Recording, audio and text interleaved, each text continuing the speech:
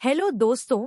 मैं 12 साल का हूँ और एक ऐसे दलदल में फंस गया हूँ जहाँ से निकलने का कोई रास्ता नहीं है। लाखों देने के बाद भी मेरे लिए हर रात यह असंभव हो गया। दर्द महसूस करने लायक कोई हिस्सा नहीं बचा था। मुझे इस बात का एहसास नहीं था कि हर रात मेरे लिए एक नया आदमी होता था। मैं सिर्फ अपनी पशुता दिखाऊंगा, वह अपनी किस्मत पर रोएगी। लेकिन मेरे रोने पर एक दिन यहाँ कोई नहीं था जो देख सके कि मेरे साथ कुछ ऐसा हुआ जिसने मुझे पूरी तरह से चौंका दिया। मैंने तुम्हें हिलाने के बारे में कभी सपने में भी नहीं सोचा था। मैंने कभी नहीं सोचा था कि मेरे साथ ऐसा कुछ होगा। करीब 24 साल के लड़के ने मेरे लिए लाखों रुपए खर्च किए।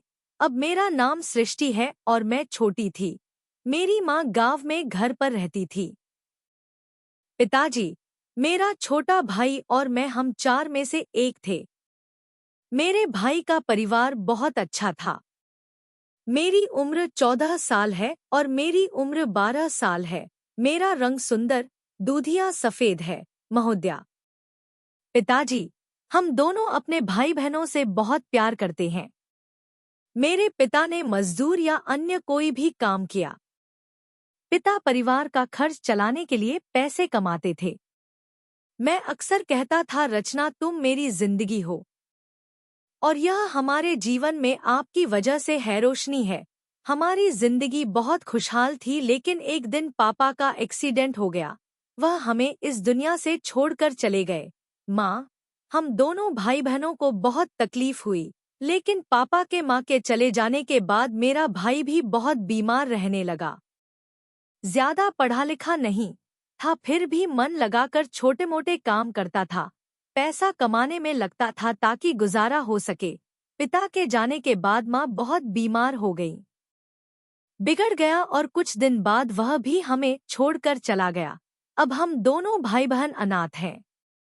हमारी एक चाची विधवा थी और बिना किसी बच्चे के अकेली रहती थी, इसलिए वह भी अकेले रहते थे। अमित भाई ने मुझे अपने साथ रखने का फैसला किया और समझाया, तुम मौसी के पास रहो, मैं बाहर काम करने जाऊंगा, पैसे कमाऊंगा और मौसी को दे दूंगा। आंटी भी अकेली थी और उनके पास मेरा काम करने वाला भी कोई नहीं था। मुझे नहीं पता था कि वह अपनी जिंदगी कैसे जीती थी, लेकिन कुछ समय बाद मुझे पता चला कि वह बहुत मेहनत से रहती थी। आंटी अक्सर बहुत अच्छे कपड़े पहनती थी। वह घर से चली जाती थी और जब वापस आती थी तो उसके पास पैसे होते थे।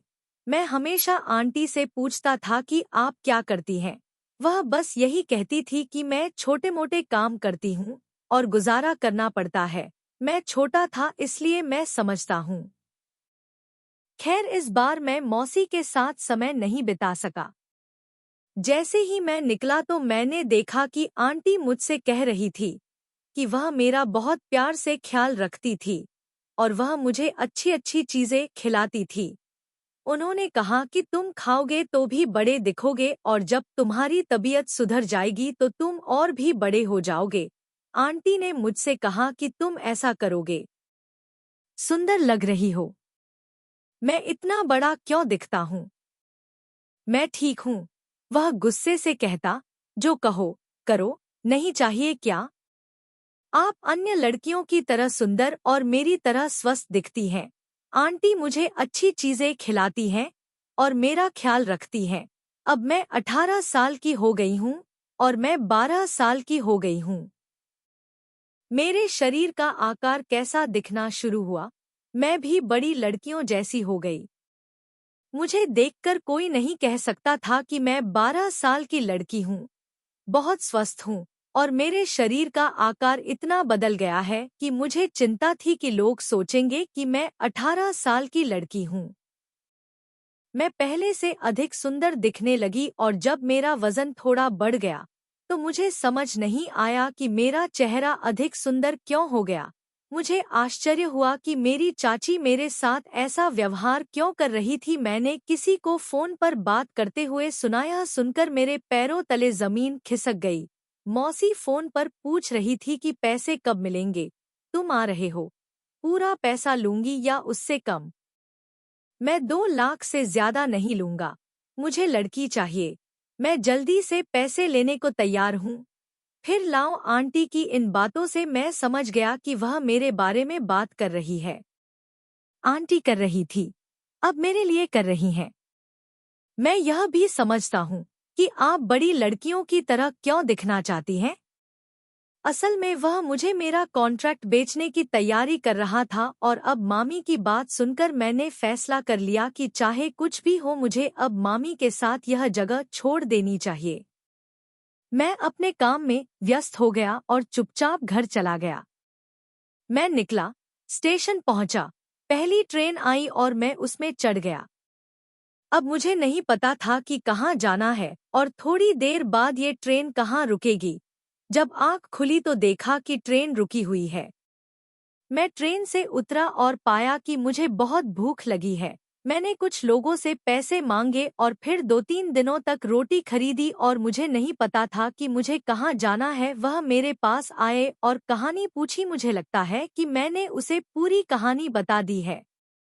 अब इस दुनिया में मेरा कोई नहीं है। मेरी मौसी के घर का क्या हुआ? उस आदमी को अपनी कहानी के बारे में सब बताया। यह सुनकर मैंने कहा मुझे समझ नहीं आ रहा अंकल। अब मैं सोच रहा हूँ कि कहाँ जाऊँ और वह शख्स कहाँ है जो मुझे शांत कराए। मैंने कहा आप चिंता मत कीजिए, आप सोचिए, मैं आपको अपने घर ले चलूंगा। मैं अपने घर जाकर रहूंगा। मैं यह सोचकर खुश था, लेकिन अब मुझे एहसास नहीं था कि मैं मसीहा हूँ। मुझे आश्चर्य हुआ कि क्या वह उस शैतानी दलदल से ऊपर आया है। मैं बाहर भागा और अब उसी दलदल में हूँ। मैं फंसने ही वाला था। ठीक है, उसके इरादों की वजह से। चाचा को देखकर मुझे लगा कि अब मेरे सारे दुख दूर हो जाएंगे, लेकिन मैं गलत थी। अब चाचा मुझे अपने घर ले आए। उनके घर पहुंचने के बाद मैंने सबसे पहले जो किया, चाचा ने मेरे हाथ मुंह धुलवाए और मेरे लिए एक बहुत अच्छा कपड़ा लाकर दिया और कहा कि इसे पहन लो। अंकल मेरे लिए खाना लाओ। फ्रेश होने के बाद मैं कपड़े खरीदने बाजार चला गया। मैंने इसे पहनना शुरू कर दिया और आज इन कपड़ों से बहुत खुश हूँ। मैं खुद को आईने में देखकर खूबसूरत लग रही थी। मैं देख ही रहा था कि अंकल आ गए। उनके हाथों में भरपूर भोजन और पेय होने के कारण मैंने जी भर कर खाया और सहज महसूस किया। मैं सो गया और सुबह मेरी आँख खुली। मैंने चारों ओर देखा, पूरे कमरे में सन्नाटा था। मैंने सुबह 10 बजे का समय देखा। मुझे चिंता हो रही थी क्योंकि अंकल ने मुझे देख नहीं लिया। मैं डर गई। फिर मुझे अकेला छोड़कर आप कहाँ चले गए? मैंने दरवाजे की ओर देखा तो एक महिला अंकल के साथ आ रही थी। दोनों महिला और अंकल घर के अंदर आ गए। ये देखकर उन्होंने कहा, ये देखो मीना ताई, उसकी कोई संतान नहीं है, वह आपकी गोद में है। वह तुम्हें अपनी बेटी बनाना चाहता है। मैं उस महिला पर ध्यान देना चाहता हूँ। वह महिला बहुत अजीब लग रही थी।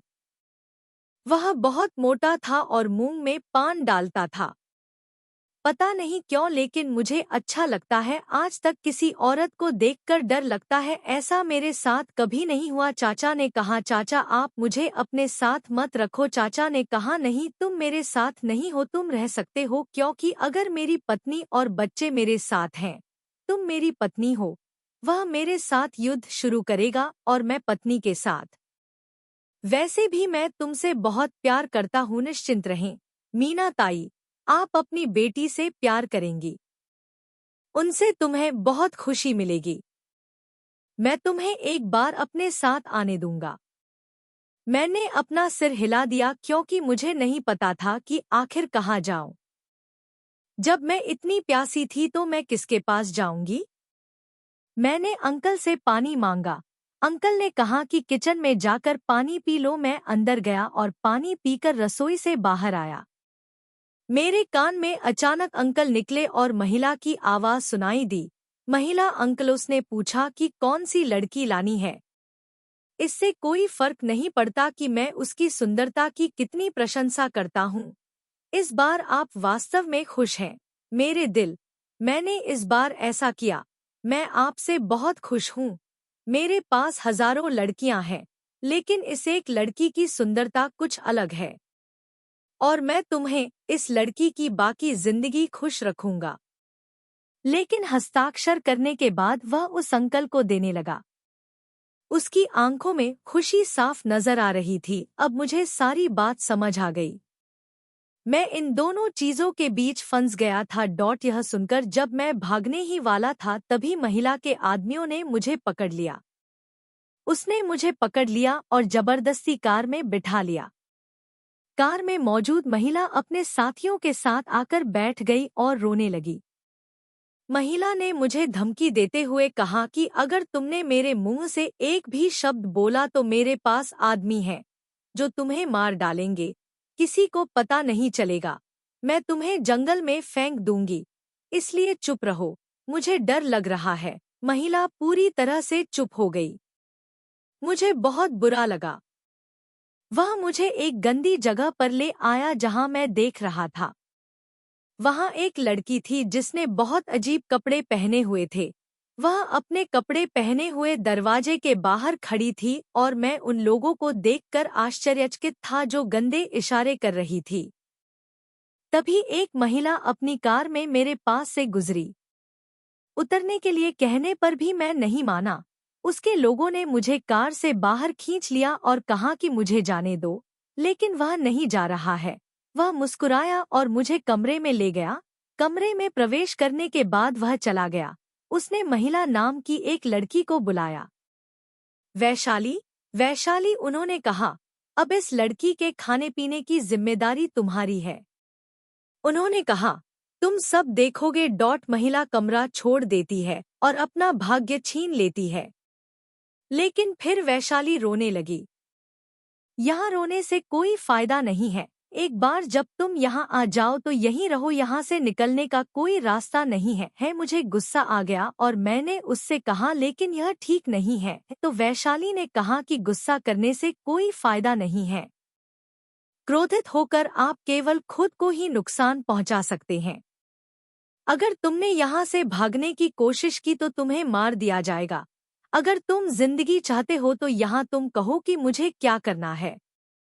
उन्होंने पूछा, तुम्हारा नाम क्या है? मैंने कहा, मेरा नाम सृष्टि वैशाली है। तुम मुस्कुराईं और कहा, तुम बहुत खूबसूरत हो और यह तुम्हारा है सुंदरता जो आपके लिए दुर्भाग्य है। फिर उसने मुझसे मेरी उम्र पूछी तो मैंने कहा, मैं 12 साल का हूँ। तो वैशाली बोली, लेकिन आपको देखकर कोई नहीं कहेगा कि आप 12 साल की हैं। आप 18 साल की लगती हैं। हाँ, मैंने कहा कि मैं छोटा या बड़ा दिखता हूँ। किस्मत मुझे यहाँ ले आई। उसने सोचा कि उसने अपने मसीहा और मुझे धोखा दिया है और धोखे से उसे इस बाजार में बेच दिया। इस पर वैशाली कुछ नहीं बोली और फिर कुछ देर तक बोली। बाद में वह मेरे लिए खाना लाया, लेकिन मैंने खाना फेंक दिया और एक कोने में जाकर उठा लिया। मैं बैठ गया और अचानक मीना वहां आ गई। वह कहने लगा, तुम जहां भी आए हो, यह तो लाश है। यह एक अड्डा है। यहाँ हर दिन नए लोग आते हैं, खुद को लड़कियों के साथ एक कमरे में बंद कर लेते हैं, फिर पूरी रात उस लड़की से प्यार करते हैं और अब आपके साथ रहेंगे और हर दिन प्यार और प्यार किया जाएगा। और अधिक ताने सुने, नहीं अधिक चिल्लाना। यहाँ के माहौल को अपना बनाने की कोशिश भी न करें। अब जीवन को अपनाएं और उसमें बस जाएं। आप 1 या 2 दिन आराम करें, खाएं, पिएं और आनंद लें। ऐसा करो और तुम्हें यहाँ कोई समस्या नहीं होगी। लेकिन अगर आप यहाँ से भागने की कोशिश करते हैं तो यहाँ आपको जो बॉडीगार्ड दिख रहे हैं वे आपको बीच में फंसा रहे हैं। पता चला कि यहाँ हर दिन नए ग्राहक आ रहे हैं, आते थे और मुझे घुमाते थे, लेकिन वो महिला मुझसे बहुत पैसे वसूलती थी। अब तक जो भी ग्राहक आते थे वो इतना पैसा देने का अनुमान लगाते थे। अब तक किसी ने मुझे छुआ तक नहीं। लगभग 1 सप्ताह ऐसे ही बीत गया। आज वो दिन आ गया। आज एक लंबे और सुंदर लोग हैं। मीना ने ताई को पूरे 1 लाख दिए। मुझे एक रात के लिए खरीदा। दुल्हन की तरह सजकर घर में बैठी। कुछ देर बाद वह 45 साल की हो गई। मैंने उसे देखा। वह आदमी मेरे कमरे में आया। मेरे हाथ पैर डर से कांप रहे थे। वह कांपने लगा और दरवाजा बंद कर लिया। जैसे ही वह आया, मैंने दे दिया और मैं डर के मारे बिस्तर से उठ खड़ा हुआ। उसने कहा कि क्यों खड़े हो, बैठ जाओ। मैंने कहा इतना डर क्यों रहा है, मेरे पास मत आओ। वह कहती है, मैंने कहा था कि तुमने कीमत चुकाई है और तुम्हें पता है कि मैंने उस महिला को तुम्हारे साथ रात बिताने के लिए कितना भुगतान किया है। सर, मेरे साथ ऐसा मत करो, मैं ये सब सहन नहीं कर पाऊंगा। वह कहता है कि हर चीज से काम नहीं चलेगा। तुम कोशिश करोगी और जब तुम्हारे पास सब कुछ नहीं है तो तुम क्यों डरती हो छोटी बच्ची। अगर मुझे यह करना ही था तो मैं यहाँ क्यों आई? बोले, सर, मैं यहाँ अपनी मर्जी से नहीं आया हूँ। मुझे जबरदस्ती लाया गया और मैं सिर्फ 12 साल की हूँ और मुझे इन सब बातों की जानकारी नहीं है। मैं उस तरह की चीज के लिए बहुत छोटा हूँ। उन्होंने कहा कि कृपया मेरे साथ ऐसा करें तो मैं उनकी मदद करूंगा। उनके पैरों पर गिरकर उन्होंने विनती की, कृपया मुझे जाने दीजिए, मैं आपकी बेटी की तरह हूँ। मैं उम्मीद कर रही थी कि शायद वह मुझे छोड़ देगा, लेकिन उसने ऐसा बिल्कुल नहीं किया। वह लड़का मेरी उम्र से बहुत खुश था। उसने कहा कि मैं एक बहुत छोटी लड़की हूँ, मुझे तुम्हारे साथ रात बिताना पसंद है, बहुत मजा आएगा। तुम जवान हो, लेकिन आप बिल्कुल भी छोटा महसूस नहीं करते हैं और आपको बहुत अधिक चिंता करने की जरूरत नहीं है। कुछ ही दिनों में आपको इन सब की आदत हो जाएगी। उसने अपने हाथ और पैर सामने मोड़ लिए, लेकिन उसने मुझे अपने हाथ दे दिए और मैंने उसे उसके पैरों से उठाकर बिस्तर पर लिटा दिया और वह अकेला था। फिर उसने अपना काम किया। मैं चिल्लाती रही, लेकिन यहाँ मेरी आवाज सुनने वाला कोई नहीं था। उसने मुझ पर कोई दया नहीं दिखाई और सुबह तक मेरी हालत इतनी खराब हो गई थी कि मैं बिस्तर से उठ भी नहीं पा रही थी। वह इंसान नहीं था बल्कि एक इंसान था, राक्षस। मैंने अपना काम किया और चलता रहा। बहुत कमजोर था और मैं चलने फिरने में लाचार था। एक महिला को बैसाखी की जरूरत पड़ने लगी तो वह बैसाखी लेकर यहाँ आई और बोली कि इसे 4-5 दिन आराम दीजिए। फिर मुझे कुछ दिनों के लिए आराम करने दिया और 4 या 5 दिनों के बाद मैं ठीक हो गया। मुझे फिर से काम पर रखा गया। मेरे पास फिर से ग्राहक थे और हर कोई चाहता था कि मैं उनके साथ रात बिताऊं। अब मुझे इसकी आदत हो गई है। ऐसे ही धीरे धीरे समय बीतता गया। 5 साल बीत गए। इस साल मैंने कहीं न कहीं बहुत कुछ झेला है। मुझे उम्मीद थी कि शायद कोई मुझे यहाँ से ले जाएगा। अब मैं 17 साल की हो गई हूँ, लेकिन अभी तक कोई नहीं आया है। वैशाली, प्लीज मुझे यहाँ से ले जाओ। अब यह मेरा बहुत अच्छा दोस्त बन गया है। उससे बात करके मुझे राहत महसूस हुई। एक दिन वैशाली मेरे लिए घुंघरू लाती थी। वह ले आई और बोली, चलो डांस करते हैं। मैंने कहा मुझे डांस करना नहीं आता, लेकिन वैशाली ने कहा जैसा मैं करूंगी आप करो, सब कुछ आपके पास भी आएगा। वैशाली की लड़की बहुत जिद्दी थी और बोली कि हम कहाँ हैं, वहाँ पहले से ही कई नर्तकियां हैं, लड़कियां नृत्य कर रही हैं और कई बड़े और अब अमीर लोग आते हैं और पैसे खर्च करते हैं। मुझे उसकी बात मानने में कोई दिक्कत नहीं है। मैंने सोचा और कहा, ठीक है, आप इतनी बात कर रहे हैं, अगर हाँ तो चलिए वैशाली के बारे में बात करते हैं। सहमत होने के बाद उन्होंने अपने घुंघरू बांध लिए और लड़कियों के बीच डांस करने लगे। मैं धुन पर नाच रहा था, तभी अचानक मुझे लगा जैसे अतीत भी मेरा है। वह आगे आया और नाचने लगा। मुझे समझ नहीं आया कि क्यों, मैं तब क्या सोच रहा था, लेकिन मेरे साथ जो कुछ हुआ, मैं घर से कैसे भागा, यह मेरे सामने स्पष्ट था कि यहाँ पहुँचने के बाद सब कुछ मेरी आंखों के सामने हो गया। मेरे पैर आगे की ओर नाचने लगे और बंधन टूटकर जमीन पर फैल गया। मुझे चक्कर आने लगा और मैं एकदम खामोश होकर वहीं गिर पड़ी और तभी एक लड़के ने अपना हाथ बढ़ाकर मुझे पकड़ लिया और उठा लिया। वह मुझसे पूछने लगा, क्या तुम ठीक हो? बोला, हाँ सर मैं ठीक हूँ। तभी वैशाली आई और मेरा हाथ पकड़ लिया। मैं जाने लगा तो वह पीछे मुड़कर देख रही थी। लड़का बस मुझे देख रहा था और उसकी मुस्कुराहट से मुझे एहसास हुआ कि इस लड़के ने आज मुझे तुम्हारे साथ रात बिताने के लिए पैसे दिए हैं, क्योंकि यहाँ सभी ने मेरे साथ रात बिताई थी। और फिर वही हुआ जो उस लड़के ने मुझे रात में बताया था। मैं समझ गया, क्योंकि मैं इतनी खूबसूरत थी कि कोई मेरे साथ रात गुजारता था। वो लड़का आज पूरी रात के लिए तैयार था। जब उसने लाखों चुकाए तो कमरे में आया। मैंने कहा, जल्दी करो। उन्होंने कहा, अपना काम खत्म करो और चले जाओ। आप क्या बात कर रहे हैं? मैंने कहा, आप बिल्कुल सही कह रहे हैं। आखिरकार मैंने अपनी कीमत चुका दी। क्या हुआ? आपने मुझसे कहा था कि मेरी बकवास सुनो, कीमत हमेशा के लिए नहीं रहेगी। तुम अपना काम करो और यहाँ से चले जाओ। उसने कहा, क्या तुम ऐसा कर सकते हो? क्या आप हमेशा ऐसा करते हैं या तुम सिर्फ मेरे साथ ऐसा कर रहे हो? बोला कि मुझे आपकी बकवास नहीं सुननी। फिर लड़का मुझसे कहने लगा कि आप क्या करते हैं?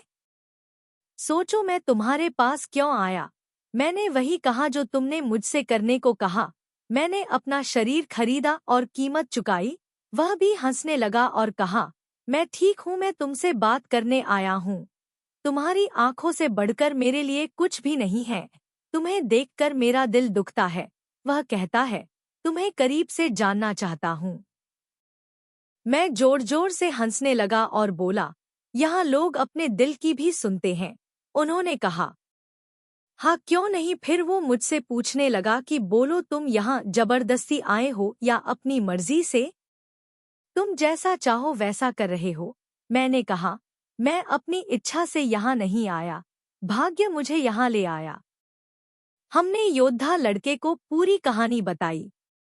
दोनों ऐसे ही बातें करते रहे और फिर सुबह हो गई, बात बन गई। लड़के ने कहा कि वह दोबारा आएगा और चला गया। मैं उसे जाते हुए देखकर बस मुस्कुरा दिया। घटना करीब एक हफ्ते पहले की है। एक दिन मैं अपने कमरे में बैठा था, तभी वो लड़का दोबारा आया और कमरे का दरवाजा खोला।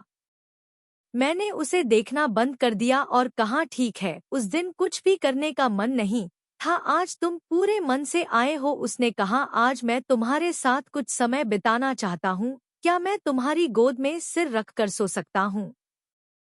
मैं कर सकता हूँ। उत्तर दिया, हाँ, क्यों नहीं। आप सो सकते हैं, आपको पूछने की जरूरत नहीं है।